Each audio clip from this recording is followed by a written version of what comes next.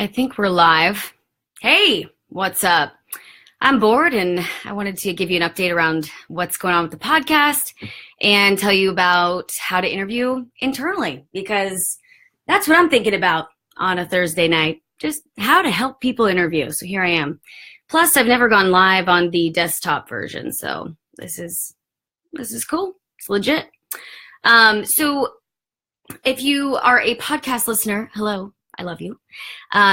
If you're not, that's okay too. But the podcast is awesome. It's called Career Coaching with Jessness. It's on iTunes, Stitcher, and also SoundCloud. There is one full season of 60 episodes of all kinds of advice. And then now we're in season 2. So this week was episode 62. And the second show of season 2. And it's basically all about how to interview internally. So this would be if you're interested in getting a new position at your current company, and how you go about navigating that and how you prep for an interview for people who already know you, right? So there's all these other kind of weird other factors that go into the interview when you work at the company. It just is. And this topic is really cool because I recently did this exact thing. So I was a tech recruiter for over 4 years in my entire career, but I worked at my current company for about a year and a half, a little bit more than a year and a half. And I was really interested in moving into a learning and development program manager role. And so I went through this whole process myself, right? So I did certain things to really help speed up the process and also, keep the ball in my court, but also be professional and really showcase and tell them, hey, dude, I want this job. And so there's always those internal politics and stuff. There's no way of getting around that. But, I feel that I did 3 main things that are repeatable. You could do them, and it applies to any job and any position. So if you're, it doesn't matter. You don't have to be, a tech recruiter looking to go into a learning and development role. This is applicable for all. So I first wanted just to, I'm not going to go over all of the stuff that I went over on the podcast, but basically what I do is I list out all of these things that you can think about in terms of interview prep and how to interview, how to prep for this kind of interview. So some of the things that I have are, let me back up.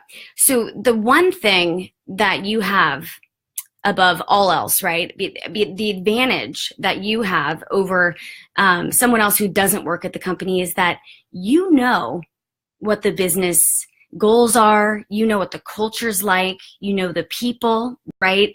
And so what's going to give you the best opportunity to stand out and shine is relating how your skills and experience in this new role are going to contribute to those overall business objectives.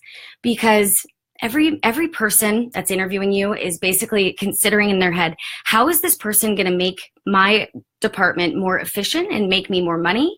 How can he, this person up level my team? Right. And so if you can show that you have some of that business acumen and then back it up with, and here's why I'm qualified, and give some specific examples, that's really going to go a long way, because it's showcasing that you really understand what's going on at your company.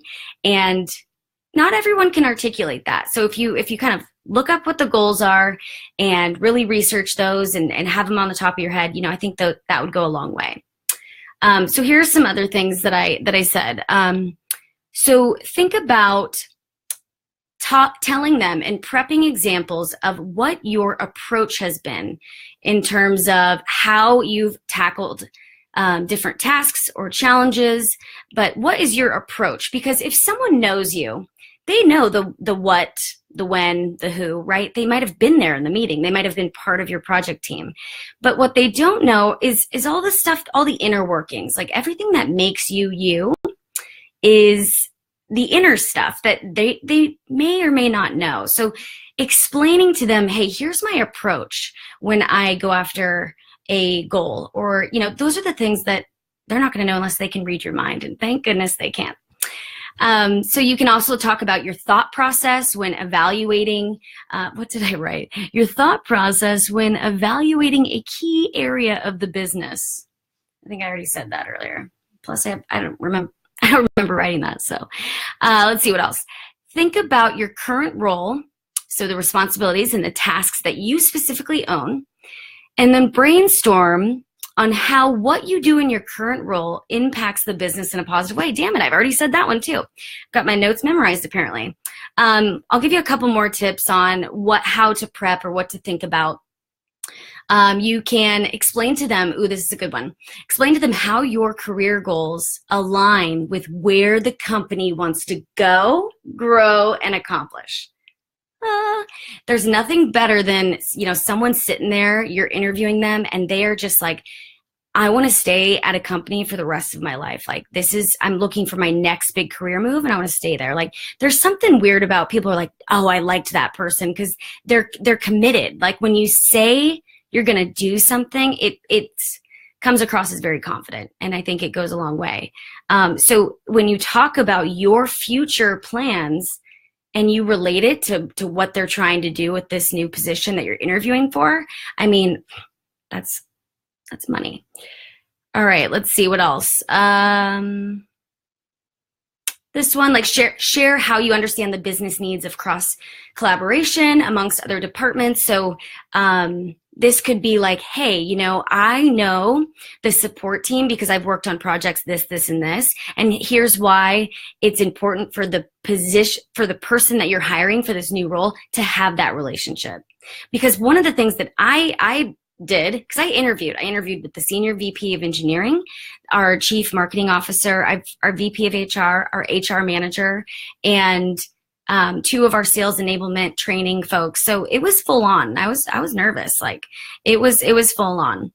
And so I go through this whole interview process, and it's this formal process in terms of they're asking me, so what's your vision for the role and all of this stuff. And so I'm having to explain to them why me moving into this internal position is a benefit, because I was tech recruiting for forever. And so I was, hey, Jess, hey, John.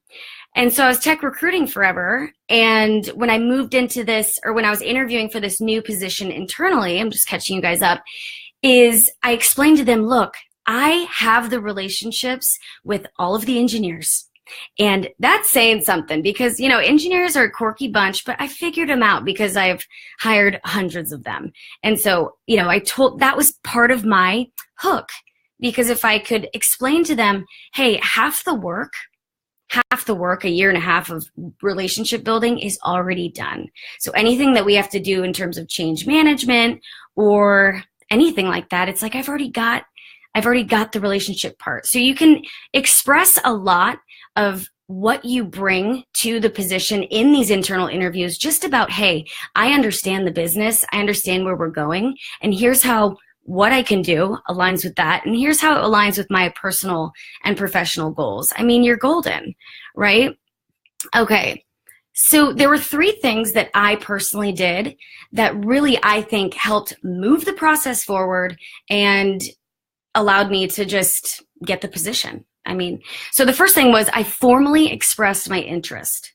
So I had been talking to my manager and my VP of HR for a long time about learning and development and how I wanted to do more facilitating and workshops and things like that. Because, and why did they know about that? Because I was interested in it. So when you are interested in something that isn't necessarily your job right now, you need to still talk about it, because whatever you talk about, people are going to know you for and remember you by. So that's the one way to just create a personal brand or an expertise or in a certain topic. All you have to do is start talking about it. That's it. People aren't going to be like, hey, do a lecture on that, like teach me everything. It's not that. You become known for what you talk about consistently. So I had been talking to them about learning and development, how I wanted to move into that position, but there was no learning and development department at my company. There was no even person like in that role at all, like didn't exist. So when I was starting to talk about it, it wasn't like, ooh, there's a position open. I just always knew, okay, like end game, like I want to do something in learning development. And what I learned from that whole process was like, you never know, like if you express an interest like I did, like it put that seed in their mind, right? That maybe one day they would open a position like that or like have a need for it. So, formally expressing my interest, because there was a little bit of like scuttlebutt about opening up a learning and development role. Hey, Christian. Hey, Rachel. And so I was like, oh, there's a little bit of scuttlebutt. People are talking about possibly opening up a learning and development role. And I was like, screw it. Sent an email to my VP of HR and my manager saying, hey, I know I've been talking about learning and development for a while now. I know, you know that it's an interest of mine. I just wanted to formally express my interest in a position. If it does become available in the next, little bit, I would like to be considered for it. And so that sped up the whole process. From there, the next week, they were drafting up a job description. And then the following week, I was set up with 2 of the 5 interviews that I went through. And so I don't think it was just that. So that was the one thing, formally expressing my interest. The second thing I did was I sat down and I met with the VP of HR and I put together this presentation of all of my ideas, visions, goals for the learning and development program manager. So this is, I keep saying learning and development like everyone knows, like what it is, it's like corporate learning initiatives, like not the security training or like the boring shit. It's like professional development. Like how do we get people to like where they want to go and help support them while they work here? Because I mean, if you're at a company and you're feeling supported and like they're investing in you, it's legit. Like you're more apt to stay because there's like a two-way street. It's not just about the money, it's not. And, we all know that at the end of the day, like if we're not having fun or learning or growing, like what is the point? So I sat down with her and I just expressed, hey, here's all my ideas. Here's how I've thought about it. Here's my vision. Here's how I would set it up. Because like I said earlier, there was no learning and development department or person at all. So the vision was something that totally I could have, created and helped to really kick off, which is so exciting. So that was the second thing I did. The third thing I did was I volunteered for, like a stretch goal or stretch assignment, whatever. I volunteered to do one of the facilitating, it was like a people manager training that we had as part of this. It's a long story, but like we have this one learning and development thing. It's like they do this online course and then they get together and we talk about it. It's, it's not super effective because it's just not. People aren't bought in. They don't see the value. So I'm here to tell them why learning is cool. So that's a whole other thing. I have no idea what I'm doing there, but hopefully it'll be a podcast one day and I figure it out. But I volunteered to do something in the learning and development realm so that they could see me in action doing it. They could see me in action up there doing my thing, facilitating when I feel in my zone. And then it's like, look, she's already doing the position. She's formally expressed her interest, and she's put together this PowerPoint of all the stuff she's going to do, her 30, 60, 90-day plan. Like that's next level. So it was a mixture. Okay, guys? It was a mixture because I took action. I took inspired action, and I really spoke up for what I wanted to do. I made it well known. And if you take anything away from kind of this tip, when it comes to, advancing your career internally or whatever, it's you have to be your best advocate, right? Like you have to start talking about what you like, start talking about where you want to go and what you want to do, because if you don't talk about it, nothing's going to happen. So yeah. So, let me know if you have any specific questions around internally interviewing. I did also talk about on the podcast, because I've been getting a lot of questions about mindfulness and mindfulness in the workplace and how do you do it all, but also like not kill yourself and just from like the stress and the go and the faster, stronger. harder, and it just eventually sounds like just a Kanye West song. So anyway, so I'm like starting to introduce more like mindfulness in the workplace type tips, but more so it's like, hey, how can we take care of ourselves so that we can show up and do the work that we're here to do in the world? And so I talked about this oil that like literally saved my life. Like I have no idea how many times. Like Corey can tell you, my boyfriend. Oh, this is confusing. It's backwards. Okay. It's called the Breathe Blend. It's the respiratory blend. It's got peppermint. I just put it on over my lungs, and you can just undo it, and it really opens up the airwaves. I find that when I'm super stressed and go, I tend to hold my breath. It's like a new thing I've discovered. I'm like, holy shit, I'm holding my breath. So this really helps me just to relax. Seriously, just relax, because it's expansive. It clears my mind. It kind of resets me because there is peppermint in it. What else is in it? Let's see. Eucalyptus. Oh, yeah. Eucalyptus. What else? Leaf. Oh, melaleuca. Oh, there's tea tree. I had no idea. Yeah, tea tree. There's cinnamon. There's a whole lot. So, yeah. Essential oils have really been the kind of platform in which I'm building this next phase in my life. That sounds so intense, but it's true. Like I needed a base. I needed something to like, that was like physical and that was easy and on the go. And I don't know, I'm just learning so much about them. So if you're interested, I do have a getting started with essential oils guide. That's super awesome. I was a little bit hypercritical, but it's beautiful. I really like it. So that's it. Let me know if you have any other questions. As always, we can continue this conversation in the Career Cafe, which is my career coaching group. There's not a lot of action, honestly, in there. The Wellness Squad has more action, but maybe it takes you to get the ball rolling, get the combos going. So check those out, and I will see you next week for another, I don't know, podcast insider episode.